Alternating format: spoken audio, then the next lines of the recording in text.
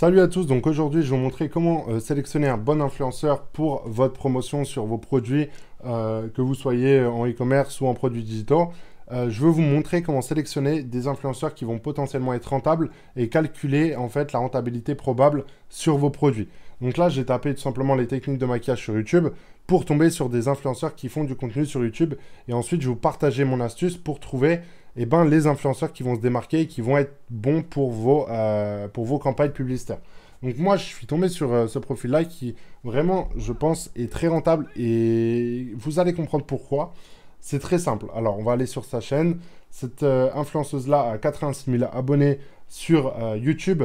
Vous voyez qu'elle fait, en moyenne, on va dire, 40 000 vues à peu près, parce qu'il y a des vidéos à 60, 80 000 et d'autres à 20, 30 000.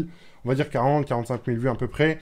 Elle fait des vidéos assez souvent même, enfin il n'y a pas de régularité, ça c'est un petit peu le point faible de la chaîne, mais moi j'étais tombé sur cette vidéo là, du coup on va aller voir sur son compte Insta et vous allez comprendre où je veux en venir. Donc là on va aller prendre son compte Insta, on va le taper sur YouTube et on va voir ça ensemble.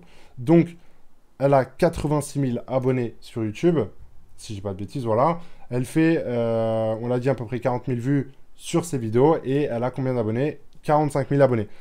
Pour moi, c'est quelqu'un qui a un très bon profil. Je parle vraiment de sa communication. Et pour moi, un influenceur qui va vous générer de l'argent et qui va être rentable sur le long terme avec vous, soit en faisant des partenariats, je ne sais pas, toutes les semaines, tous les mois, et vous le voyez de façon par vous-même, tous les influenceurs promotionnent de plus en plus leur compte Insta, c'est pas pour rien. De plus en plus d'influenceurs font des placements tous les 2-3 jours avec les mêmes marques, c'est pas pour rien non plus. Là, vous le voyez, cette personne-là a 86 000 abonnés sur YouTube, 45 000 abonnés sur Instagram, et elle a à peu près 10 000 abonnés, 10 000 likes, pardon, donc une personne sur 4 qui va liker ses photos, donc c'est énorme en termes de taux d'engagement. Les commentaires, c'est pareil, c'est plutôt pas mal.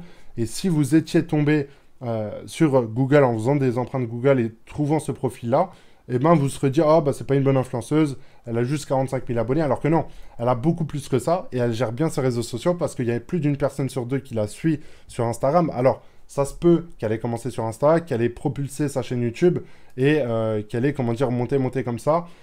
Je sais pas, ça je peux pas le juger, j'ai pas fait assez de recherche là-dessus, mais pour moi, c'est quelqu'un qui va être rentable pour vous. Pourquoi? Parce qu'elle sait gérer sa communication, donc elle saura le gérer pour vous. Si vous prenez un influenceur par exemple, le gaming, eh ben, généralement, ils savent pas gérer leur communication, gérer les réseaux sociaux, et du coup, ils ont généralement 300, 400 000, 500 000 abonnés, voire plus d'1 million d'abonnés, et sur Insta, ils ont genre 3-4 000 abonnés. Bah, pour moi, je suis désolé, mais c'est pas quelqu'un d'influence sur les réseaux sociaux. C'est juste quelqu'un qui fait du contenu sur YouTube, qui est aimé sur cette plateforme-là, donc vous devez obligatoirement, si vous faites du placement de produit, vous devez le faire sur la chaîne en question et non sur ses réseaux sociaux.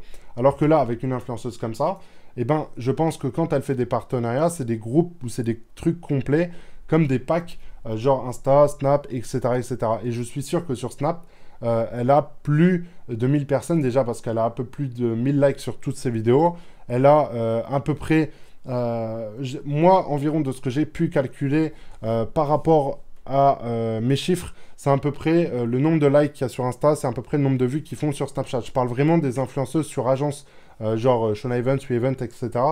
Ça, là, pour le coup, je ne sais pas du tout comment c'est géré, et j'ai pas envie de dire de bêtises, mais pour le coup, c'était un petit peu ce que je voulais vous partager par rapport à la stratégie, et je trouve que c'est important de le voir comme ça. C'est pas simplement de faire des recherches sur Google et de se dire, ouais, cette influenceuse-là, elle est bonne ou pas. Non, c'est plus de voir son côté influent sur la globalité de ses réseaux sociaux pour se dire, ok, cette personne-là sait gérer ses réseaux sociaux, donc elle saura forcément vous générer du trafic et des ventes sur votre boutique. Vous voyez où je veux en venir? Donc voilà pour cette vidéo, j'espère que ça vous aura plu. Ça change un petit peu d'habitude, mais je trouvais ça intéressant d'en parler dans une vidéo. Alors désolé hein, si elle voit sa vidéo ou quoi, il n'y a rien de péjoratif ou quoi, je vous demande pas de la contacter en lui disant viens on fait un placement de produit.